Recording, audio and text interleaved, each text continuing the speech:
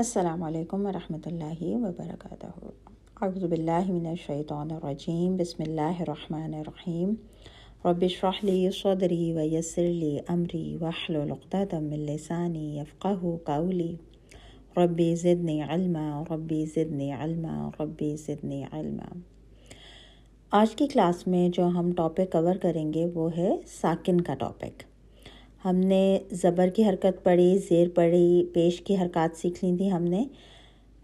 زبر کے لیے کیا ہوتا ہے کہ منہ سیدھا کھلتا ہے اور دونوں جبڑوں کے درمیان فاصلہ ہوتا ہے، ٹھیک ہے۔ منہ آپ نے پورا کھولنا ہے، دونوں دانتوں جبڑوں کے درمیان میں، داڑھوں کے درمیان میں فاصلہ رہے گا۔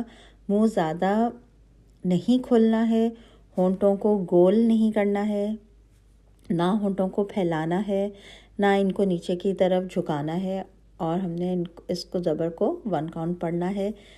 ٹائم نہیں، یعنی ہم نے اس کو 1 کاؤنٹ سے زیادہ نہیں کریں گے ورنہ یہ مد بن جائے گی، ٹھیک ہے۔ زیر کے لیے کیا ہم نے سیکھا تھا کہ زیر کی حرکت حرف کی آواز کو 1 کاؤنٹ کے لیے نیچے لے کے جاتی ہے۔ اس طرح کے ہونٹ کھلتے ہیں اور منہ بھی اندر سے کھلتا ہے، لیکن زبر کے مقابلے میں کم۔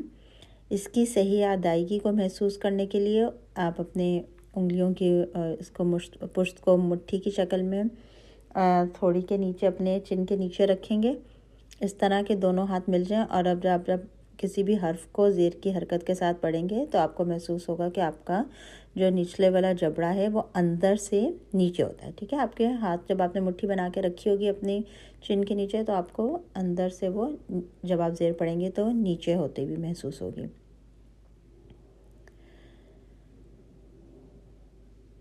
اس طرح جو ہے وہ حرف کی آواز جو ہے وہ نیچے جاتی ہے۔ زیر میں ہم نے دھیان رکھنا ہے کہ ہم نے اس کو مجہول نہیں پڑھنا ہے۔ جیسے اردو کا تلفظ ہوتا ہے آب زمزم، تو بے والی جو آواز ہے ویسے بے کے نیچے زیر ہوگی آبی زمزم، ٹھیک ہے۔ لیکن اردو میں جب ہم پڑھتے ہیں تو ہم پڑھتے ہیں آب زمزم، تو یہ جو بے والی آواز ہے زیر کی، یہ مجہول آواز ہے، ٹھیک ہے۔ تو ہم نے اس میں قرآن میں اس کو اس طرح نہیں پڑھنا ہے۔ آپ کی آواز جو ہے زیر کی، وہ جیسے ہم انگلش کے لیٹرز پڑھتے ہیں ای، بی، سی، ای والی جو آواز ہے یہ زیر کی آواز آنی ہے، ٹھیک ہے۔ تو آپ نے اس کو مجہول نہیں ہونے دینا، بے، تے، اے یہ والی آواز نہیں آئے، بلکہ انگلش کی ای، بی، سی، ای والی آواز ہے۔ پیش کے لیے ہم نے سیکھا تھا کہ آپ نے اپنے ہونٹوں کو گول کرنا ہے اس طرح کہ بیچ میں ایک خلا باقی رہ جائے، ہونٹ گول ہو اور بیچ میں ہول ہو۔ جیسے اس میں بھی آپ نے دھیان رکھنا ہے کہ آواز مجہول نہیں ہو، جیسے اردو کے لفظ بولو، تولو، او والی جو ہے یہ آواز نہیں ہو، ٹھیک ہے۔ اس طرح آپ بلکہ جب آپ اس ورڈ کو پڑھ کے دیکھیں گی تو آپ کو پھر آئیڈیا ہوگا، جیسے بولو، او یہ والی آواز نہیں ہوگی، ٹھیک ہے۔ کیسی آواز آنی چاہیے آپ کی؟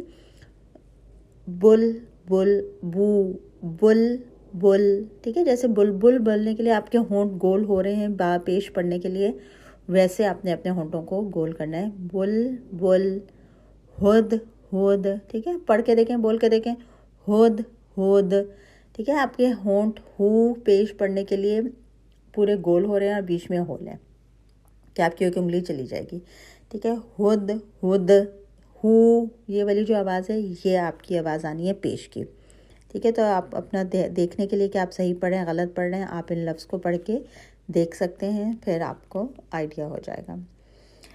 یہ تو ہمارا زبر زیر پیش ہمارا ریوائز ہو گیا ایک طرح سے۔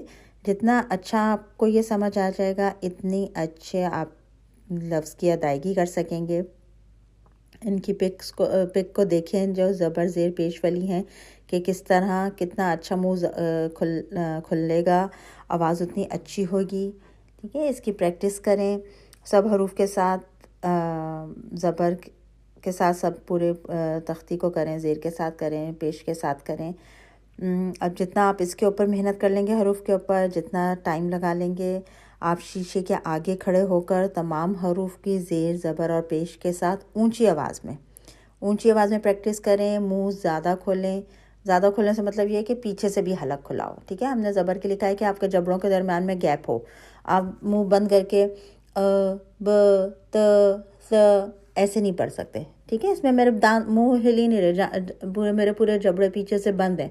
ٹھیک ہے, تو آپ نے ایسی آواز نہیں نکالنی ہے. منہ کھولنے سے مطلب یہ ہے کہ پورا آواز اونچی آواز میں اچھی طرح شیشے کے سامنے کھڑے ہو کے زور زور سے پریکٹس کریں. اپنے ہونٹوں کی موومنٹ پہ غور کریں کہ آپ اس سے بھی آپ کو فرق پڑے گا. آواز مجھول نہ ہو.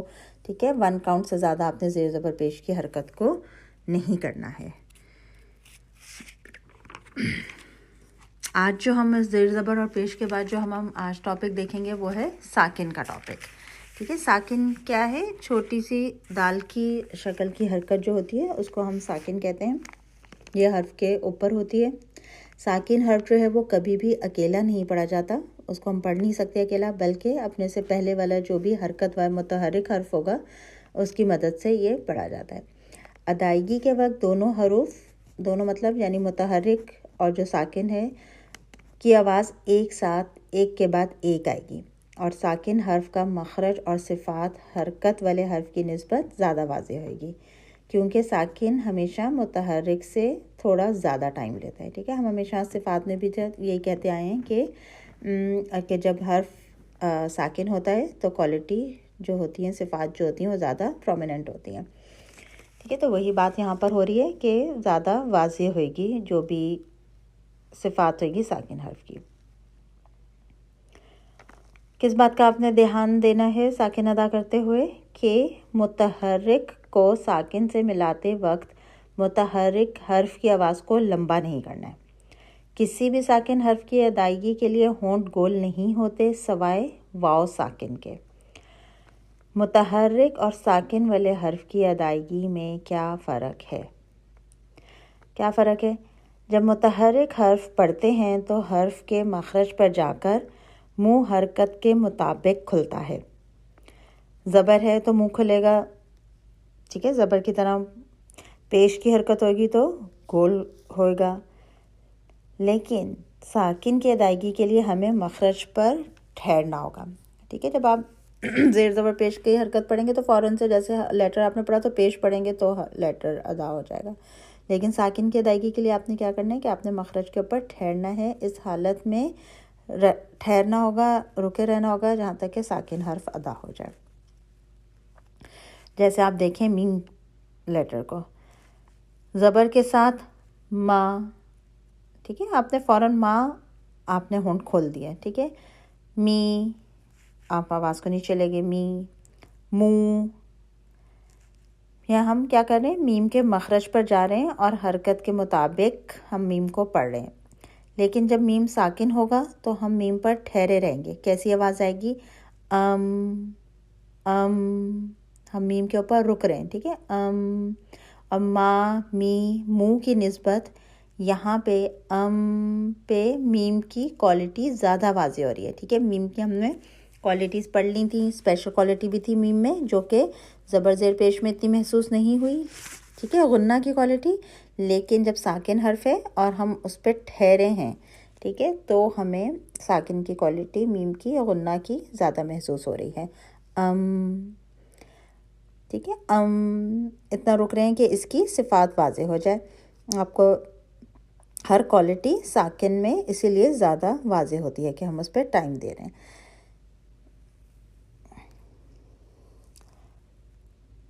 ٹھیک ہے, امید ہے کہ یہ آپ کو بات سمجھ آ رہی ہوگی کہ ہم نے زبر زیر پیش کس طرح پڑھنا ہے, اور اب ہم ساکن پڑھ رہے ہیں تو ہم نے ساکن حرف کے اوپر ٹھہرنا ہے کہ اس کی صفات ادا ہو جائے.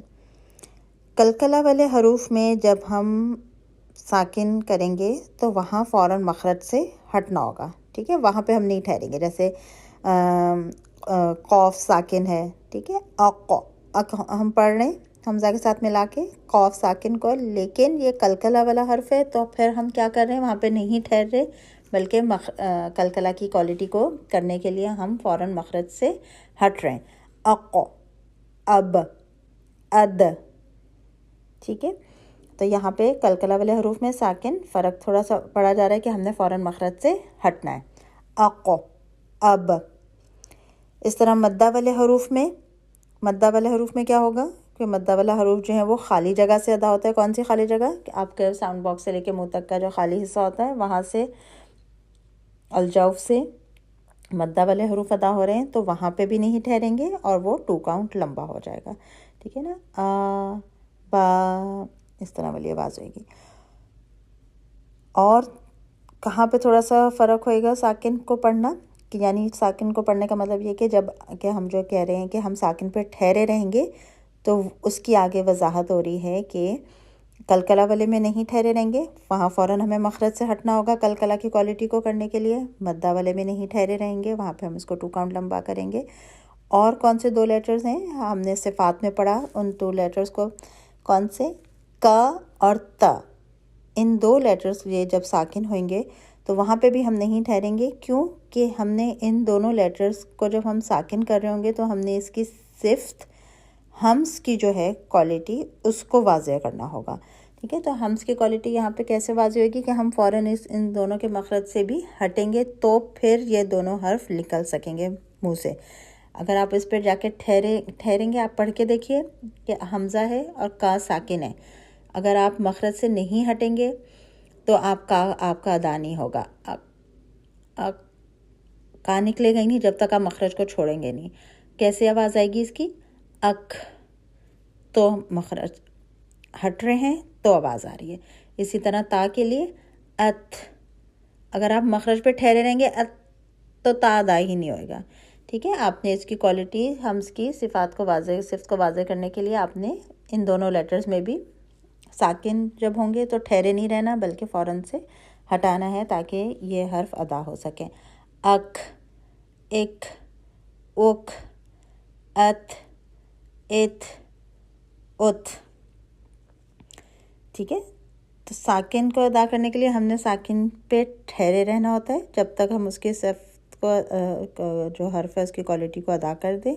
لیکن ان 3 جگہوں پہ تھوڑا سا فرق ہوگا کہ کلکلا والے حروف میں ہمیں فوراً سے ہٹنا ہوگا مخرج سے تاکہ کلکلا کی کوالٹی ہو سکے. مدہ والے حرف میں ہٹنا ہوگا اور کا اور تا کے لیے ہم نے ہٹنا ہوگا تاکہ ہم ہمس کی کوالٹی کو واضح کر سکیں، ٹھیک ہے. آپ پڑھ کے دیکھیں، اک، کا کو بھی اور تا کو بھی ساکن کر کے اور اس سے پہلے کوئی بھی حرف ملائیں اور آپ کو خود محسوس ہوگا کہ آپ فوراً مخرج سے ہٹ رہے ہیں تو ہی حرف ادا ہو رہا ہے. اور کیا فرق ہے ساکن اور متحرک میں؟ جی، متحرک حرف جو ہے وہ لفظ کے کسی بھی حصے میں، یعنی کوئی بھی جو ورڈ بن رہا ہے اس کے شروع والا حرف بھی ہو سکتا ہے متحرک، بیچ والا حرف بھی ہو سکتا ہے متحرک اور آخری میں بھی آ سکتا ہے متحرک. لیکن جو ساکن حرف ہے وہ درمیان میں یا آخر میں آتا ہے. کوئی بھی لفظ جو ہے وہ ساکن حرف سے شروع نہیں ہوئے گا. ایک اور چیز سیکھ لیتے ہیں یہاں پہ کہ جب ہم نے حرف حمزہ کو ساکن کرنا ہوگا تو ہم حمزہ ساکن کیسے پڑھیں گے. جب ہم حرف حمزہ کو ساکن دیکھیں یا متحرک حمزہ کو ہم وقف کرنے پر ساکن کریں گے تو ادائیگی کے وقت اس کی آواز کو سختی سے روک دیں گے، لیکن اس طرح کرتے ہوئے آپ کی پوری باڈی نے نہیں ہلنا، ٹھیک ہے. آپ حمزہ کو ساکن کر رہے ہیں تو آپ اس کو سختی سے روک رہے ہوں گے، ایک تھوڑا سا آواز میں جھٹکا سا آئے گا، لیکن صرف آواز میں آئے، آپ کی پوری باڈی یا آپ کے کندھے جو ہیں وہ نہ ہلیں، ٹھیک ہے. یہ آپ نے دھیان رکھنا ہوگا، اس لیے کہ عموماً شروع میں اس کو کرتے ہوئے جو ہے روکتے ہوئے کے ساتھ بندہ جو ہے وہ پورا اس کے کندھے بھی ہل رہے ہوتے ہیں، ٹھیک ہے. تو آپ نے صرف اس کو سختی سے روکنا ہے کہ ایک تھوڑا ہلکا سا جھٹکا محسوس ہوگا آپ کی آواز میں. یہ تو آپ کو پتہ ہی ہے کہ حمزہ جو ہے وہ 2 شکل کا ہوتا ہے. ایک حمزہ جیسا ہم حمزہ لکھتے ہیں، اور جو الف کی شکل ہوتی ہے، جب الف کی شکل پر کوئی حرکت آ جاتی ہے تو وہ بھی حمزہ ہو جاتا ہے، ٹھیک ہے. ہم اس کو کہتے ہیں کہ یہ حمزہ ہے. الف کب ہوتا ہے؟ جب الف خالی ہوگا، الف کے اوپر کوئی حرکت نہیں ہوئے گی، زیر زبر پیش ساکن شد، تو وہ الف ہوگا. لیکن جب الف کی شکل کے اوپر کوئی حرکت آ جائے گی تو وہ حمزہ بن جائے گا، اور وہ اس حمزہ کا مخرج کیا ہوگا؟ اقصل حلق، یعنی وہ حلق سے نکلے گا جو حمزہ کا مخرج ہے، ٹھیک ہے. وہ الف کی طرح نہیں نکلے گا. الف کب ہوگا؟ جب وہ خالی ہوگا، اس کے اوپر کوئی حرکت نہیں ہوئے گی. اس کی ایکسرسائز کو ہم دیکھ لیتے ہیں حمزہ کی. جیسے آپ حمزہ کو ساکن کریں، ی نی ف یأتی یؤمنو، ٹھیک ہے، ہم واو پہ ساکن آ رہا ہے، یؤمنو. اب جو ہم ورڈ پڑھ رہے ہیں اس میں قاف پہ ساکن آ رہا ہے، تھوڑا سا جھٹکا آئے گا، ہم سختی سے رک رہے ہوں گے. اقرأ اقرأ، سوری یہاں پہ قاف پہ ساکن نہیں، ہم حمزہ کو دیکھ رہے ہیں، ہم حمزہ اینڈ میں ساکن آ رہا ہے، ٹھیک ہے، تو یہ حمزہ پہ ہم جھٹکا دیں گے. اقرأ مؤمنو مؤمنو مؤمنو، ٹھیک ہے، حمزہ ساکن جھٹکا. آسان سا ٹاپک تھا یہ. اب آپ اس کی اچھی طرح پریکٹس کر لیجئے گا جب آپ آئندہ ساکن حرف پڑھیں. تو یہ جتنی بھی ہم نے تھیوری کی ہے بھی، یہ آپ کے ذہن میں ہونی چاہیے کہ ساکن کیسے ادا ہو رہا ہے. نیکسٹ کلاس میں انشاءاللہ تعالیٰ نیکسٹ ٹاپک پر بات ہوگی. دعاؤں میں یاد رکھیں. سبحانک اللہم و بحمدک، نشہد ان لا الہ الا انت، نستغفرک و نتوب الیک. السلام علیکم ورحمۃ اللہ وبرکاتہ.